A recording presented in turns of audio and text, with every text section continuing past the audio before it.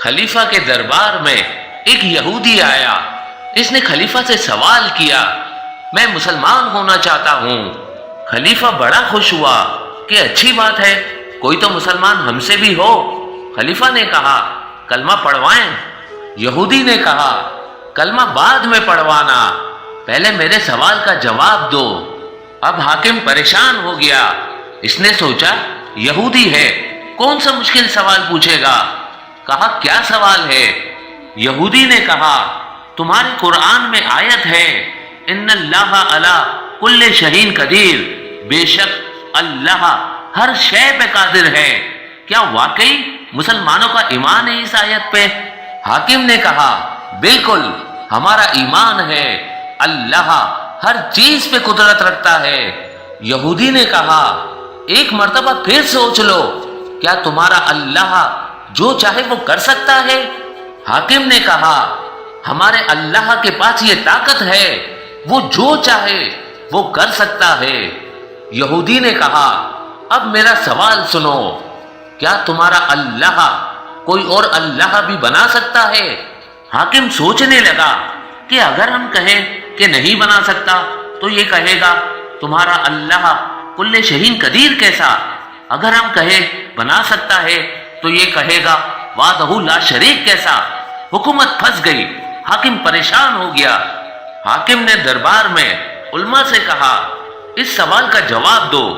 उल्मा ने कहा, जवाब लम्हों में मिल सकता है, अगर अली को बुला लो। ये यहूदी यहाँ पे शर्मिंदा होकर इस्लाम कबूल कर लेगा अगर हम अली को बुला ले। हाकिम ने कहा, मैंने तुम्हें पहले कहा है कि मुझे इस्लाम अली के बगैर चाहिए। हर सवाल के लिए अली के पास जाए, हर सवाल के लिए अली के पास जाए, इसका कोई जवाब तलाश करो। उल्मा ने कहा, फिर जवाब तलाश करने के लिए वक्त चाहिए। हाकिम ने पूछा, कितना वक्त चाहिए? कहा, 3 दिन। हाकिम ने यहूदी से कहा, 3 दिन के अंदर तुम्हें तुम्हारे सवाल का जवाब मिल जाएगा। यहूदी चला गया। 3 दिन के बाद फिर से यहूदी दरबार में आके खड़ा हो गया। लाएं जी, मेरे सवाल का जवाब दे। हाकिम ने उल्मा से कहा, इसके सवाल का जवाब दो जिसके लिए 3 दिन की मोहलत मांगी थी। जवाब तैयार है? जी बिल्कुल तैयार है। क्या जवाब है? जवाब यह है कि इसको कत्ल किया जाए। किस जुर्म में? तौहीन मजहब, हमारे अल्लाह की तौहीन की। मुसलमानों के दरबार में खड़ा होके पूछ रहा है कि अल्लाह कोई और अल्लाह बना सकता है? इससे बढ़ के तौहीन क्या होगी? सर तन से जुदा करो। इसने हमारे अल्लाह पे इल्जाम लगाया है। पक्की बात है यह सजा इस्लामी होगी? जी बिल्कुल इस्लामी होगी। हाकिम ने कहा, इसका सर तन से जुदा करो। यहूदी ने जब ये सुना वो जोर जोर से हंसने लगा। हाकिम ने कहा, हंस क्यों रहा है? यहूदी ने कहा, तेरी बेबसी पे हंस रहा हूं। मैं तो इस दुनिया से चला जाऊंगा, लेकिन सवाल जिंदा रहेगा। अगर तेरे अंदर ताकत होती तो तू सवाल को मारता। तेरी बेबसी पे मुझे हंसी आ रही है। अभी तू मेरी गर्दन काटेगा, मेरी लाश दरबार से बाहर फेंकेगा। लोग पूछेंगे क्यों मारा, तू वजह बताएगा। वो वजह एक से दूसरे कान, दूसरे से तीसरे कान में जाएगी। ये वजह इतनी फैल जाएगी कि मेरा सवाल एक दिन मजहब बन जाएगा। मैं उस मजहब का बानी हो जाऊंगा। जब तक सवाल का जवाब नहीं दिया जाएगा, मेरा नाम जिंदा रहेगा। अब हाकिम ने सोचा, मारे तो मरते हैं, छोड़े तो मरते हैं। दरबारी उल्मा से कहा कि किसी तरीके से यहूदी को वापस भेजो। उल्मा ने कहा, आयत कुरान में से वापस ले लेते हैं और कह देते हैं ये आयत कुरान का हिस्सा नहीं। इधर कुरान की हुर्मत पे छुरी चलने लगी। यहाँ दरबार के कोने से एक शख्स उठ के खड़ा हुआ जिसका नाम सलमान था। उसने यहूदी से कहा, आ तुझे उसके पास लेके जाऊं जो वारिसे कुरान है। यहूदी ने पलट के उस शख्स को देखा तो उसकी दाढ़ी में नूर की तारें थी।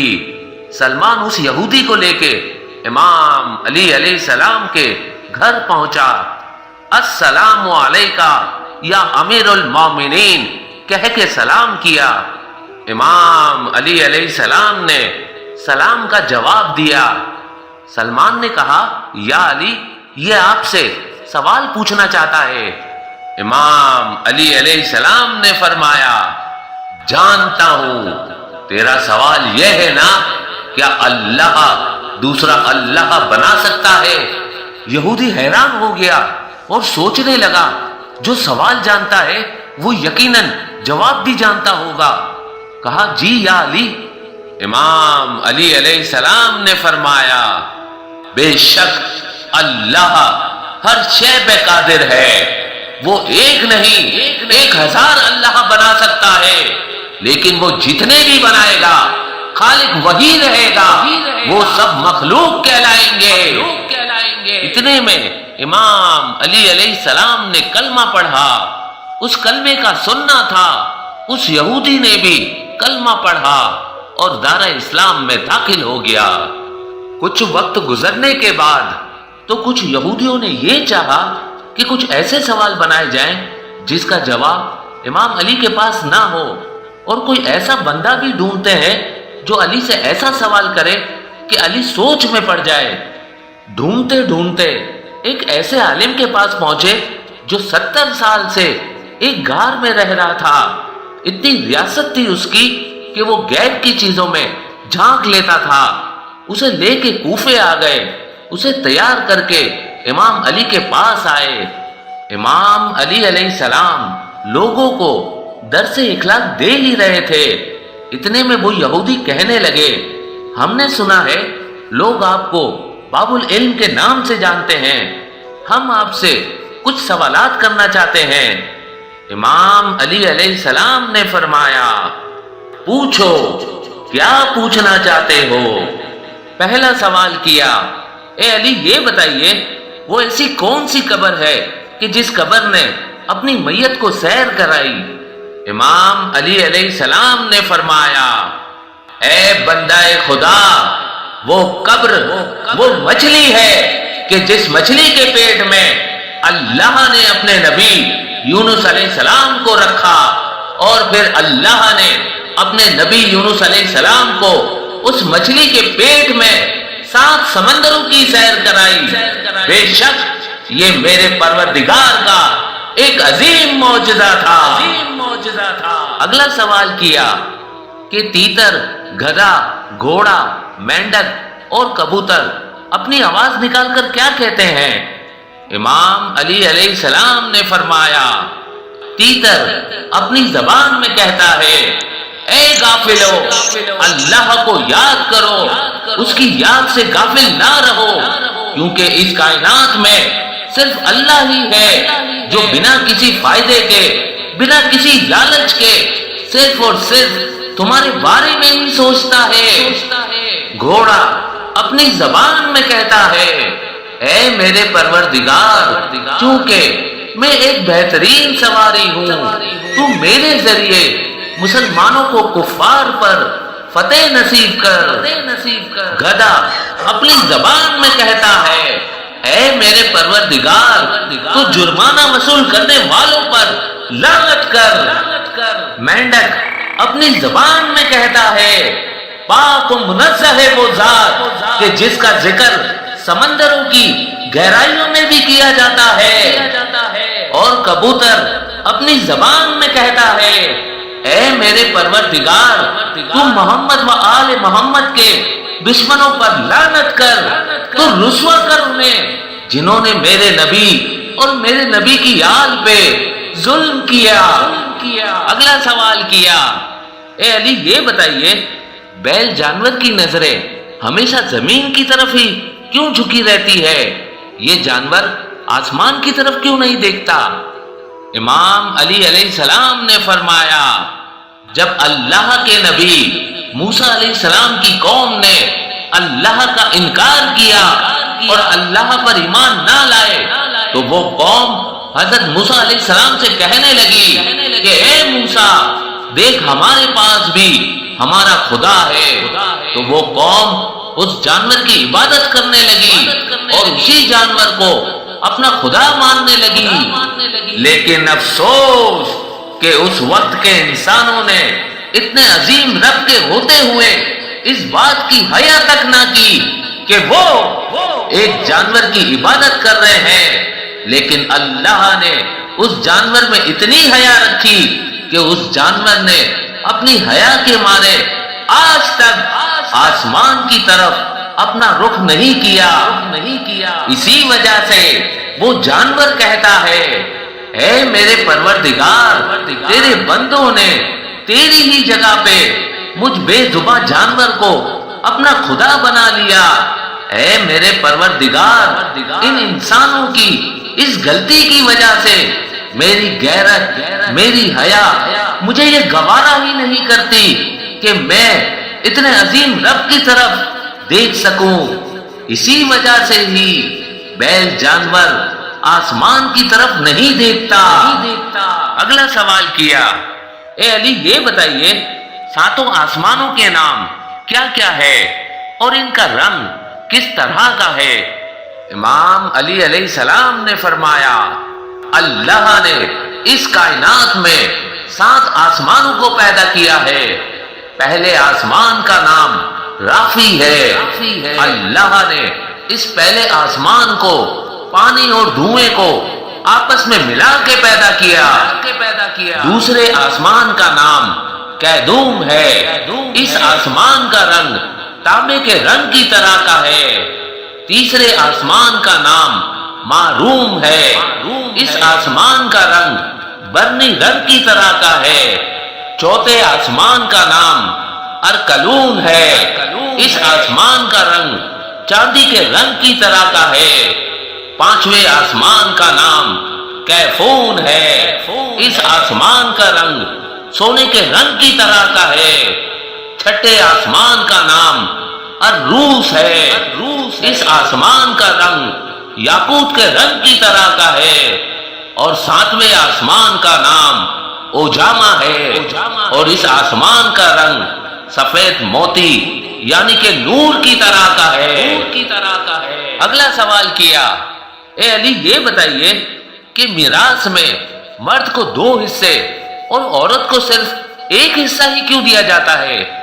امام علی علیہ السلام نے فرمایا، اللہ نے حضرت آدم علیہ السلام اور بی بی حوا کے لیے جب جنت کو بنایا تو اس وقت جنت میں صرف 3 دانے تھے، تو ان 3 دانوں میں سے 1 دانہ بی بی حوا نے کھا لیا اور باقی 2 دانے حضرت آدم نے کھا لیے۔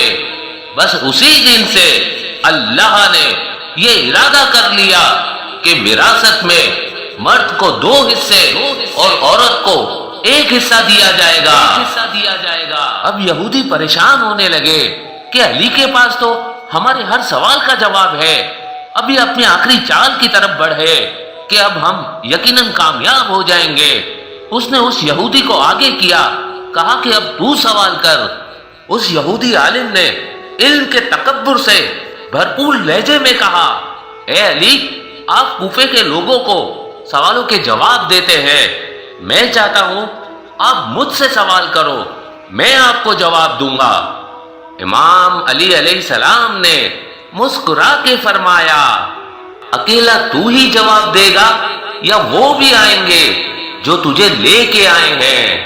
وہ یہودی کہنے لگا، میں آ گیا ہوں، کسی اور کی ضرورت نہیں، آپ سوال کریں، میں جواب دوں گا۔